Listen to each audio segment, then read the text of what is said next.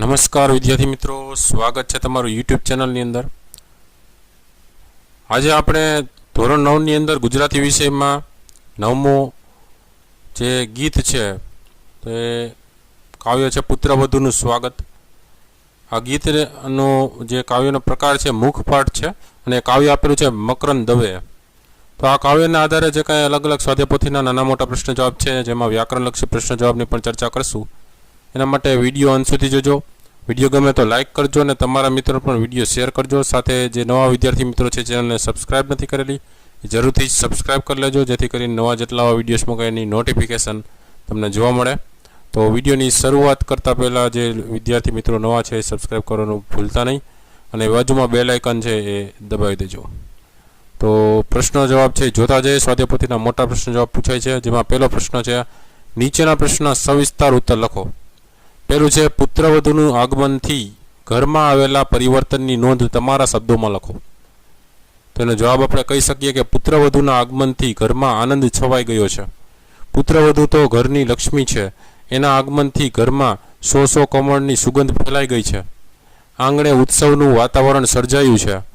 આજ સુધી ઘરની ભીતો સૂની હતી, પરંતુ પુત્રવધુની આંગળીઓનો સ્પર્શ થતાં એ ભીતોએ જાણે સૌંદર્યના શણગાર સર્જ્યા છે। એણે વહાલભરી વાણીથી સૌના દિલ જીતી લીધા છે। પુત્રવધુ તો ઘરનું છત્ર, ઘરની છાંયડી અને અગાસીનું ખુલ્લું આકાશ છે, એટલે કે સાસરીના કુટુંબની આબરૂનું ઢાંકણ છે। એની શીતળ છાયામાં સૌ નિશ્ચિંત છે, ખુલ્લા આકાશની જેમ એ ખુલ્લા દિલની છે। ત્યાર પછી બીજો પ્રશ્ન છે પુત્રવધુનું આગમન ઘર માટે ઉત્સવ બની ગયું છે એમ કવિ શા માટે કહે છે? તેમનો જવાબ જોઈએ। પુત્રવધુનું આગમન ઘર માટે ઉત્સવ બની ગયું છે એમ કવિ કહે છે કારણ કે પુત્રવધુનું આગમન એટલે લક્ષ્મીનું આગમન। ઘરમાં પ્રવેશતા જ એણે ઘરમાં જાણે મીઠી સુગંધ ફેલાવી દીધી। એની આંગળીઓના સ્પર્શથી સૂની ભીતો જાણે સૌંદર્યના શણગાર સર્જ્યા હોય એમ શોભી ઉઠી। એના શબ્દોમાં વહાલ વરસતું હતું, એણે વહાલથી સૌના હૃદય જીતી લીધા। એ ઘરનું છત્ર છે, એ ઘરમાં પ્રવેશતા જ સૌને શીતળ છાયડી સમી શાંતિની પ્રતીતિ થઈ। અગાસીના ખુલ્લા આકાશની જેમ એણે ખુલ્લા દિલથી સૌને સ્વીકારી લીધા। પિયર અને શાસ્ત્રી એમ બે કુળને ઉજાડનારી આ પુત્રવધુનું આગમન ઘર માટે ઉત્સવ બની ગયું। ત્રીજો પ્રશ્ન છે કવિ પુત્રવધુને બે કુળની ઉજાડનારી શા માટે કહે છે? તેમનો જવાબ છે કવિ પુત્રવધુને બે કુળને ઉજાડનારી કહે છે કારણ કે પુત્રવધુ સાસરીને પોતાનું જ કુટુંબ સમજી તેની આબરૂ ઢાંકણ બનીને રહે છે। એ સૌને માટે શીતળ છાયડી જેવી હોય છે, એની હાજરીમાં સૌ નિશ્ચિંતપણે જીવે છે। પુત્રવધુ પોતાના વાણી વર્તન દ્વારા કુટુંબમાં સૌના દિલ જીતી લે છે। એ સૌને હૂંફ આપે છે અને જીવતરમાં નિરાંતનો અનુભવ કરાવે છે। આથી કવિએ આવી સુશીલ પુત્રવધુને પિયર અને સાસરી એમ બે કુળને ઉજાડનારી કહી છે। બીજો પ્રશ્ન છે નીચેના પ્રશ્નના 2-3 વાક્યમાં ઉત્તર લખો। જેમાં પહેલો છે ઘરની અડવી ભીતો હવે શણગારથી કેમ શોભવા લાગી? એમનો જવાબ છે ઘરની ભીતોને પુત્રવધુની આંગળીઓનો સ્પર્શ થયો એટલે ઘરની ભીતો આજ સુધી સૂની અડવી હતી, પરંતુ હવે પુત્રવધુની આંગળીઓનો સ્પર્શ થતાં જ ભીતોએ જાણે સૌંદર્યના શણગાર સર્જ્યા હોય એમ શોભી ઉઠી। પુત્રવધુના આગમનની એટલી પ્રબળ અસર પડી કે નિર્જીવ વસ્તુમાં પણ જાણે પ્રાણ પુરાયા, ઘરનું વાતાવરણ જીવંત બની ગયું। બીજો પ્રશ્ન છે કવિએ પુત્રવધુનું ગૌરવ કઈ રીતે કર્યું છે? એનો જવાબ છે પુત્રવધુ કુટુંબની આબરૂ જાળવનારી છે, એ ઘરની છાંયડી છે, એની હાજરીમાં કુટુંબીજનો શીતળ છાયા સમી શાંતિ અનુભવે છે। એ ઘરની અગાસીનું ખુલ્લું આકાશ છે, એટલે કે પુત્રવધુ વિશાળ હૃદયની છે। આ રીતે કવિએ પુત્રવધુને ઘરની લક્ષ્મી, ઘરનું છત્ર, ઘરની છાંયડી અને અગાસીના ખુલ્લા આકાશ સમી કહીને તેનું ગૌરવ કર્યું છે। ત્રીજો પ્રશ્ન છે નીચેના પ્રશ્નના એક વાક્યમાં ઉત્તર લખો। જેમાં પહેલો છે પુત્રવધુનું સ્વાગત કાવ્યના કવિનું નામ લખો। નો જવાબ થશે પુત્રવધુનું સ્વાગત કાવ્યના કવિ મકરંદ દવે છે। બીજો પ્રશ્ન છે પુત્રવધુના સ્વાગત કાવ્યનો સાહિત્ય પ્રકાર જણાવો.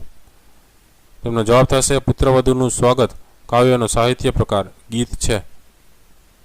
ત્રીજું છે પુત્રવધુના આવવાથી ઘરમાં કેવું લાગે છે. તેમનો જવાબ છે પુત્રવધુના આવવાથી જાણે આંગણામાં લક્ષ્મી આવ્યા હોય, આંગણે ઉત્સવ થયો હોય, સો કમળની સુગંધ આવી હોય તેવું લાગે છે. ચોથો પ્રશ્ન છે પુત્રવધુના વેણ કેવા લાગે છે. નો જવાબ છે પુત્રવધુના વેણ વહાલ નીતરતા લાગે છે. પાંચમું છે ઘરનું છત્ર બનવું એટલે શું. એમનો જવાબ થશે ઘરનું છત્ર બનવું એટલે ઘરના બધા સભ્યોને સાચવનાર બનવું. છઠ્ઠો પ્રશ્ન છે ઘરની અગાસીનું ખુલ્લું આકાશ વાક્યનો ભાવાર્થ લખો. તેમને જવાબ થશે ઘરની અગાસીનું ખુલ્લું આકાશનો ભાવાર્થ સન્માન, સ્વતંત્રતા અને સ્વીકાર થશે. સાતમો પ્રશ્ન છે પુત્રવધુ એ કોને ઉજાડ્યા છે. એનો જવાબ છે પુત્રવધુ એ પિયર અને સાસરી એમ બે અથવા તો બંને કુળને ઉજાડ્યા છે. ચોથો પ્રશ્ન છે કાવ્ય પૂર્તિ કરો. એમાં મારી અડધીથી ઓછો મારે આંગણે ત્યાં સુધી. મારી અડધી ભીતોને એના આંગણા જ્યાં જ્યાં પરસે ત્યાં સોહે શણગાર ઓછો મારે આંગણે. ત્યાર પછી આવે છે વ્યાકરણ લક્ષી પ્રશ્નોના જવાબો. પહેલો પ્રશ્ન નીચે આપેલા શબ્દોની જોડણી સુધારીને લખો. તેમાં બે જોડણી છે. ઉત્સવની જગ્યાએ ઉત્સવ, મતો અડધો સસલાનો ઉત્સવ, ને સુગંધમાં ગ ઉપર મીંડો હશે સુગંધ. બીજો પ્રશ્ન છે નીચે આપેલા શબ્દના ધ્વનિ છૂટા પાડો. પેલું છે વાહલપ, તો વખોડો વત્તા હખોડો વત્તા આ વત્તા લખોડો વત્તા અ વત્તા પખોડો વત્તા અ. બીજું છે ઓછવ, તો ઓ વત્તા ચખોડો વત્તા છખોડો વત્તા અ વત્તા વખોડો વત્તા અ. ત્રીજું છે ઉજાડિયા, તો ઉ વત્તા જખોડો વત્તા આ વત્તા અડખોડો વત્તા ઈ વત્તા યખોડો વત્તા આ. ત્રીજો પ્રશ્ન નીચેના વાક્યોમાં રેખાંકિત સંજ્ઞાના પ્રકાર જણાવો. એમાં પહેલું છે એને વેણલે વહાલપ નીતરે, તો વહાલપ છે એ ભાવવાચક સંજ્ઞા છે. બીજું છે મારી અડવી ભીતોને એના આંગણા, તો ભીતો છે એ જાતિવાચક સંજ્ઞા છે. ત્રીજું છે હૈયે હૂફ અને જીવતરની હાંસ, તો હૂફ અને હાંસ છે એ ભાવવાચક સંજ્ઞા છે. ચોથો પ્રશ્ન છે નીચેના વાક્યમાંથી વિશેષણ શોધીને પ્રકાર લખો. પહેલું છે લાવ્યા સો કમલની સુગંધ, તો સો છે એ સંખ્યાવાચક વિશેષણ છે. બીજું છે ઓછો મારે આંગણે, તો મારે છે એ સાર્વનામિક વિશેષણ છે. ત્રીજું છે આજ લક્ષ્મી આવ્યા મારે આંગણે, તો આજ છે એ સમયવાચક વિશેષણ છે. ચોથું છે એણે બબ્બે તે કુળને ઉજાડ્યા, તો બબ્બે છે એ સંખ્યાવાચક વિશેષણ છે. પાંચમો પ્રશ્ન છે નીચેના શબ્દોના સાચા સમાનાર્થી શબ્દો લખો. તો જોતા જઈએ. કમલનું થશે પંકજ, ભીતનું થશે દિવાલ, અગાસીનું થશે છત, કુળનું થશે ખાનદાન, આકાશનું થશે અંબર, ને સુગંધનું થશે પરિમલ. છઠ્ઠો પ્રશ્ન છે નીચેના રૂઢિપ્રયોગનો અર્થ આપો. એમાં રૂઢિપ્રયોગ છે કુળને ઉજાડવું, એટલે કુળની પ્રતિષ્ઠા વધે તેવું કાર્ય કરવું. બરાબર, કુળની પ્રતિષ્ઠા વધે તેવું કાર્ય કરવું. સાતમો પ્રશ્ન છે શબ્દ સમૂહ માટે એક શબ્દ આપો. જેમાં પેલું છે આદરપૂર્વક આવકાર, એને શું કહેવાય? સ્વાગત. બીજું છે બાર શાખના ઉપલા લાકડા આગળ રહેતો છેડો, એને કહેવાય ટોડલો. ત્રીજું છે ઘરનું અથવા કુટુંબનું ઢાંકણ, એને કહેવાય છત્ર. આઠમો પ્રશ્ન છે નીચે આપેલા શબ્દોના વિરોધી શબ્દ આપો. તો સુગંધનું થશે દુર્ગંધ, અને છાયડીનું થશે તડકો. નવમો પ્રશ્ન છે નીચે આપેલા શબ્દોના લિંગ ઓળખાવો. તો જોતા જઈએ. આંગણુંનું થાય નપુંસકલિંગ, કમલનું થાય નપુંસકલિંગ, ભીતનું થાય સ્ત્રીલિંગ, શણગારનું થાય પુલિંગ, ટોડલોનું થાય પુલિંગ, અગાસીનું થાય સ્ત્રીલિંગ. દસમો પ્રશ્ન નીચે આપેલા તળપદા શબ્દોના શિષ્ટરૂપ આપો. તો શિષ્ટરૂપ જોતા જઈએ.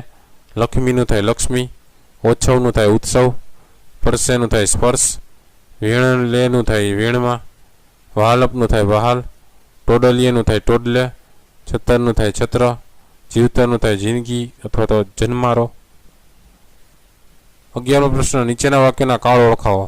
પહેલું છે લાવ્યા સો કમલની સુગંધ, તો એ થશે ભૂતકાળ. બીજું છે એણે બબ્બે તે કુળને ઉજાડ્યા, એ થશે ભૂતકાળ. ત્રીજું છે એ તો ઘરનું છતર છે ઘરની છાયડી, એ થાય છે વર્તમાન કાળ. 12મો પ્રશ્ન છે નીચે આપેલા શબ્દોમાંથી પૂર્વ પ્રત્યય પર પ્રત્યય ઓળખાવો. તો એ જોતા જઈએ. પહેલું છે સુગંધ, તો સુ વત્તા ગંધ એ પૂર્વ પ્રત્યય છે. બીજું છે વેણ લે, વેણ વત્તા લે એ પર પ્રત્યય છે. ત્રીજું છે વહાલપ, વહાલ વત્તા પ એ પર પ્રત્યય છે. ચોથું છે ટોડલિયો, તો ટોડલો વત્તા ઈયો એ પર પ્રત્યય છે.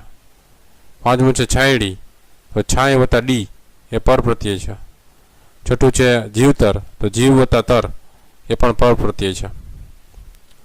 તો વિદ્યાર્થી મિત્રો આ હતા અલગ અલગ સ્વાધ્યાય પોથીને લગતા કાવ્યના પ્રશ્નોના જવાબો. વિડીયો ગમ્યો હોય તો જરૂરથી લાઇક કરો અને તમારા મિત્રો પર વિડીયો શેર કરજો. સાથે ચેનલને સબસ્ક્રાઇબ ન કરી તો ચેનલને જરૂરથી સબસ્ક્રાઇબ કરીને બેલ આઇકન પર ક્લિક કરી દેજો, જેથી કરીને નવા જેટલા આવા વિડીયોઝ મુકાય એની નોટિફિકેશન સૌપ્રથમ તમને જોવા મળે. અલગ અલગ આવા વિડીયોઝ જોવાથી તમારા જ્ઞાનમાં પણ વધારો થતો રહેશે, તો જોવાનું ચૂકતા નહીં. અલગ અલગ વિડીયોઝ ઘણા બધા મુકાઈ ગયા છે ચેનલમાં. ઉપર પ્લેલિસ્ટમાં જઈને જોઈ લેજો. ધોરણ 9નું પ્લેલિસ્ટ છે, એમાં અલગ અલગ વિષયના પ્લેલિસ્ટ તમને જોવા મળશે ધોરણ 9ને લગતા. ફરી પાછા નવા વિડીયો સાથે મળીએ, ત્યાં સુધી તમારી કાળજી રાખજો. Thank you very much and take care.